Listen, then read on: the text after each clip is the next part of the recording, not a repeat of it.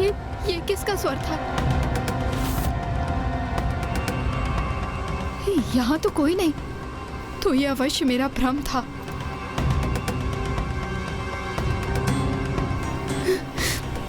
भैया, समस्या बड़ी हो अथवा छोटी, हमें निराश नहीं होना चाहिए, क्योंकि प्रत्येक समस्या का कोई ना कोई समाधान अवश्य होता है। कौन है ये?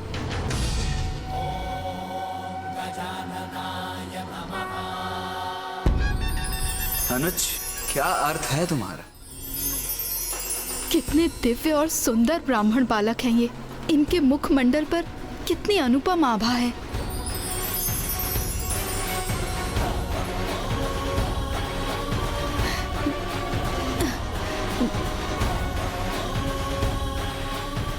कौन हैं आप दोनों? माता, हम ब्राह्मण बालक हैं। मेरा नाम गुणेश है और ये मेरे अग्रज कृतेश जी हैं। प्रणाम। हम यात्रा करते समय आपके ग्राम पहुंच गए और हमें यहाँ से आगे जाना है, किंतु माता, हम प्यासे हैं। क्या हमें आपके ग्राम के इस कुएं से जल प्राप्त हो सकता है? इन पथिकों को मैं दूषित जल पीने के लिए कैसे दे सकती हूँ? जल? तुम भी कैसा अनुरोध करते हो अनुज?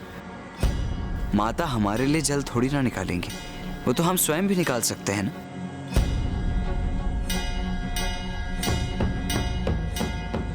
हाँ भैया, आपने सर्वथा उचित कहा।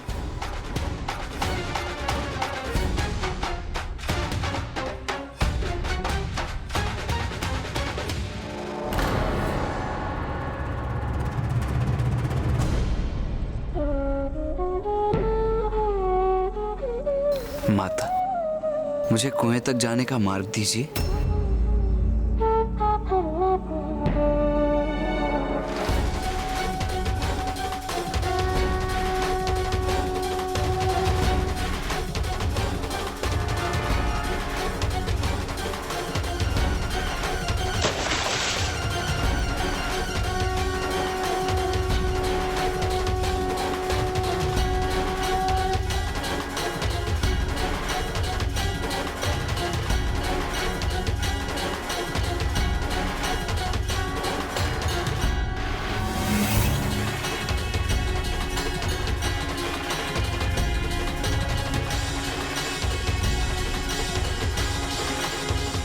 नहीं,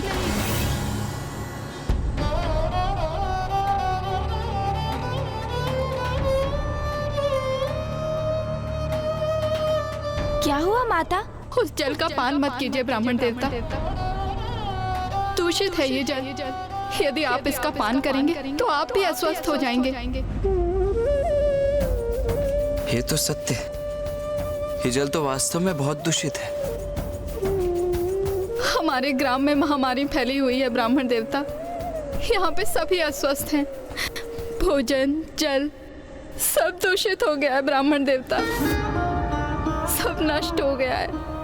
मेरा पुत्र संजय, वो भी रोगग्रस्त होकर बहुत कष्ट में है।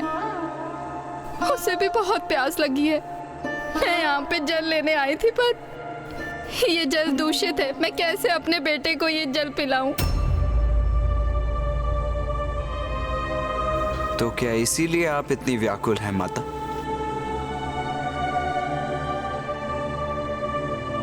किंतु इसमें इतना विचलित होने की कोई आवश्यकता नहीं। जब कुछ मैला हो जाता है तो आप क्या करती हैं माता? उसे स्वच्छ करती है ना? तो उसी प्रकार यदि ये जल दूषित है तो इसे भी निर्मल बना लीजिए। निर्मल बना लो? किंतु कैसे? माता, आप एक कुशल गृहिणी हैं और अपने गृह की देखरेख कैसे करनी है ये आपको ज्ञात है, और इस प्रश्न का उत्तर आप स्वयं दे सकती हैं। किंतु अस्वस्थ होने के कारण आपकी बुद्धि ये उपाय नहीं सुझा रही है। अच्छा ये बताइए माता कि आप अपने पुत्र संजय के लिए जल को किस प्रकार तैयार कर सकती हैं?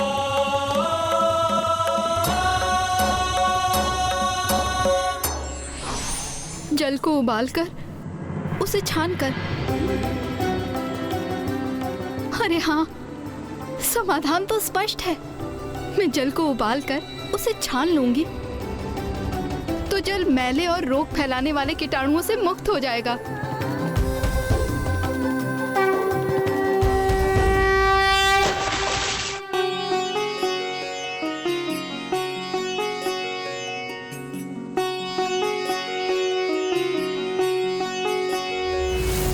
संकट के मेघ जब धरती पे छाए, ऐसी घड़ी में बस गजानन बचाए।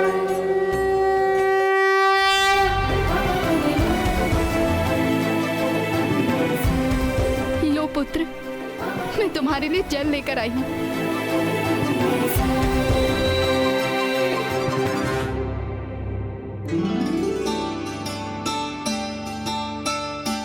माँ, आपको भी प्यास लग रही होगी ना? आप भी जल ग्रहण कर लीजिए ना।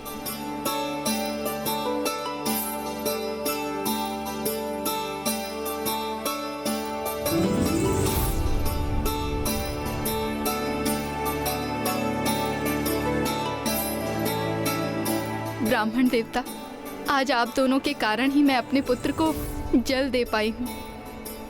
मैं आपका धन्यवाद कैसे करूँ? अरे हाँ, आपको भी प्यास लगी थी ना? मैं अभी आपके लिए जल उबाल कर लेकर आती हूँ। नहीं माता, हम तो जल बाद में ग्रहण कर लेंगे, किंतु आपके पड़ोसी भी अस्वस्थ हैं, तो हमसे पूर्व उन्हें जल की आवश्यकता है।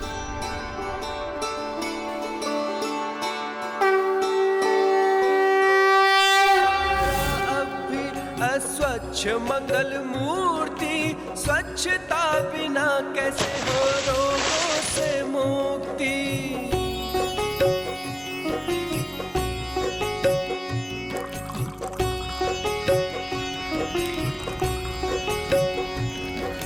जल को भी दूषित होने से बचाया, शुद्ध जल को देखो है जन जन ने पाया। घर द्वार स्वच्छ हो कहते गजानन, स्वच्छता का मंत्र सबने किया है धारण। काया संग नगर ग्राम कर रहे हैं निर्मल, मिल रहा सबको है अद्भुत सबल।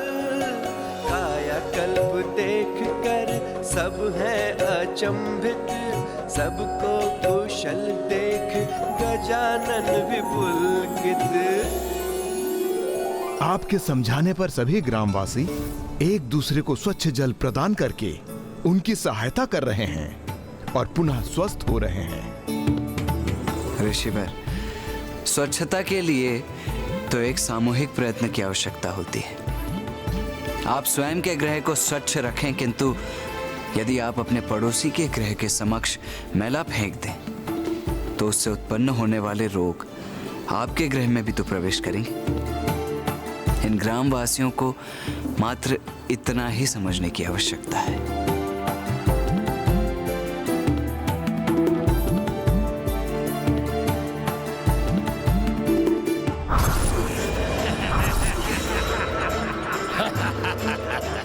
सब कुछ हमारी योजना के अनुसार ही हो रहा है।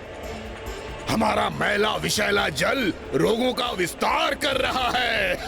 हाँ तरल, जब तक बेला रहेगा हम फलते फूलते रहेंगे और आलस्य के अवगुण के कारण यहाँ के वासी अपने स्थान को कभी स्वच्छ नहीं करेंगे।